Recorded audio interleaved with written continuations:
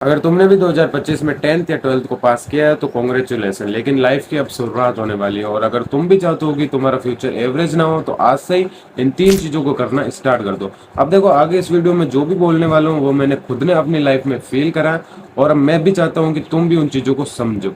और अब मैं जो भी ये 3 चीजें बोलूंगा वो बहुत ज्यादा इंपॉर्टेंट हो, तो इस वीडियो को ध्यान से देखना। First, start working out. अब देखो, मैं तुम्हें एक स्टोरी बताता हूँ। जब मैं 10th में था तो मैंने एक छोटी सी चीज करना स्टार्ट करा था, workout. That's it, no gym, no trainer, कोई भी चीज नहीं, बस होम वर्कआउट करता था, बॉडी वेट एक्सरसाइज करता था। और जब मैं, ट्रस्ट में, जब मैं 12th में आया था तो मेरी फिजिक अबो एवरेज हो चुकी थी। जो मेरे साथ में पढ़ने वाले क्लासमेट्स थे उनसे मेरी फिजिक काफी अच्छी लगने लगी थी। बस मैंने एक चीज करी, रोजाना वर्किंग आउट, दैट्स इट।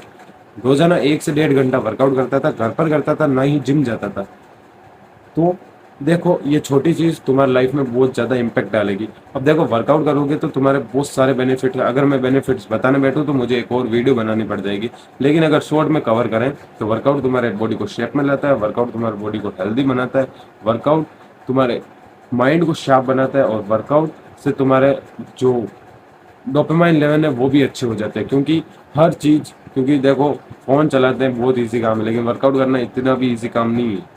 तुम जब 1.5 घंटा डेली वर्कआउट करोगे तो वो 1.5 घंटा तुम्हारे पूरे दिन का सबसे बेहतरीन होगा। और इंडिया में एवरेज अंकल आजकल कुछ ऐसा दिखाई देता है। और अगर तुम भी चाहते हो कि तुम ऐसे दिखाई नहीं दो, पतली टांगे, पतले हाथ, पर पेड़ पूरा बाहर निकला होता है, अगर तुम चाहते हो कि तुम ऐसा दिखाई नहीं दो तो आज से ही वर्कआउट करना स्टार्ट कर दो।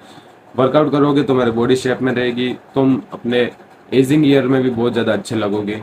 और देखो, वर्कआउट सिर्फ तुम्हारी बॉडी नहीं बनाता, वर्कआउट तुम्हारे अंदर डिसिप्लिन लाता है, तुम्हारा माइंडसेट अच्छा करता है। तो बहुत ही अच्छी हैबिट है, करना स्टार्ट कर दो। Second, start understanding your diet. अब देखो, 12th के टाइम पे मैंने सिर्फ वर्कआउट नहीं करा, मैंने डाइट के बारे में भी डीपली जानना पढ़ना स्टार्ट कर दिया था। और जितना मुझे लगता है, जितनी बेसिक नॉलेज मुझे 12th में डाइट के बारे में थी, उतना मुझे लगता नहीं है किसी भी मेरे क्लासमेट के पास थी। अब देखो, डाइट बहुत ज़्यादा कॉम्प्लिकेटेड नहीं है, बस तुम बेसिक्स को समझ लो कि प्रोटीन क्या होता है, कार्ब्स क्या होता है, फैट्स क्या होता है। अब देखो, तुम्हें बस सिंपल चीज़ें आनी चाहिए कि प्रोटीन क्या होता है। प्रोटीन हमारे मसल को रिपेयर करता है, प्रोटीन हमारे मसल बनाता है। बेस्ट सोर्स क्या होता है प्रोटीन का? प्रोटीन का बेस्ट सोर्स होता है पनीर, एग्स, दूध, दैट्स इट। फिर आते हैं कार्ब्स के ऊपर। कार्ब्स क्या करता है? कार्ब्स हमें एनर्जी देता है जिससे हम कोई काम करते हैं।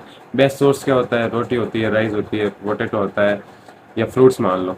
फैट्स क्या करते हैं? फैट्स हमारे हार्मोन और हमारे माइंड के लिए बहुत ज़्यादा जरूरी होता है। फैट्स के बेहतरीन सोर्स क्या हैं? फैट्स के बेहतरीन सोर्स है घी, एवोकाडो और नट्स लाइक आलमंड्स, काजू, दैट्स इट।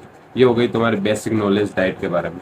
एक और बात, अब देखो, मैक्रोन्यूट्रिएंट्स होते हैं, माइक्रोन्यूट्रिएंट्स होते हैं। मैक्रोन्यूट्रिएंट्स में वो आते हैं प्रोटीन, कार्ब्स और फैट्स, लेकिन माइक्रोन्यूट्रिएंट्स में वो आते हैं विटामिन्स, मिनरल्स, ये सारी चीज़ें आती हैं। अब देखो, मैक्रोन्यूट्रिएंट्स हमें ज़्यादा नहीं लेने रहते हैं, लेकिन माइक्रोन्यूट्रिएंट्स हमें थोड़ी सी अमाउंट में लेने रहते हैं।